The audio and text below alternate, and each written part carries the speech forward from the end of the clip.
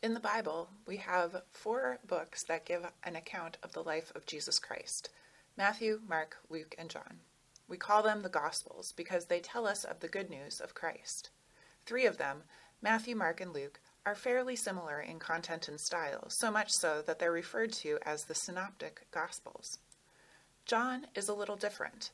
Even just reading the first couple verses of each of these books shows us this. The first couple verses of Matthew are an account of the genealogy of Jesus the Messiah, the son of David, the son of Abraham. Abraham was the father of Isaac, and Isaac the father of Jacob, and Jacob the father of Judah and his brothers. The first couple verses of Mark are the beginning of the good news of Jesus Christ, the Son of God, as it is written in the prophet Isaiah, "See, I am sending my messenger ahead of you, who will prepare your way."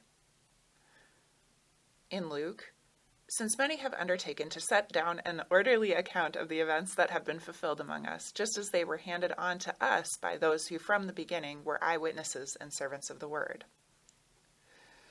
All different, but with a sort of grounded style, establishing what they'll be talking about and why and how they'll be approaching it.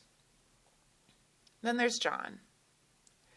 In the beginning was the Word, and the Word was with God, and the Word was God. The Word was in the beginning with God. We go back to creation itself. More Genesis 1, right? In the beginning, when God created the heavens and the earth. John is considered more poetic or even spiritual in style. There's a reason that his symbol is an eagle.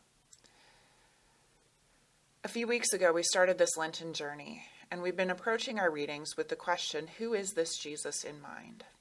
We've tried to let go of some of our assumptions, our sayings, our lessons that we've, learned so that we can rediscover this answer as those who we're reading about also discover this answer, those who wouldn't have had this gospel reading or the hymns and Sunday school songs in 2,000 years of theological study to refine and define the answer. Who is this Jesus? The Gospel of John contains a series of signs to help reveal this, along with I am statements by Jesus himself. Some of these we've heard in our readings this season. Some we'll hear in this one today. As we go through this passage, I encourage you to again approach the scripture with a curiosity about these people and what they are discovering. Allow yourself to discover along with them. And keep the focus, at least for today, on the question of who this Jesus is. For example, when we get to the verse, Jesus wept, rather than going into possibilities about why, stay with just the fact that Jesus is weeping. Allow that to reveal something about Jesus' identity, perhaps his humanity. It is a very human emotion to have. When we go a little further in the reading, Jesus' divinity might make an appearance to you. Jesus may even say for himself who he is. Listen for that too. Who is this Jesus? Let's continue with our reading.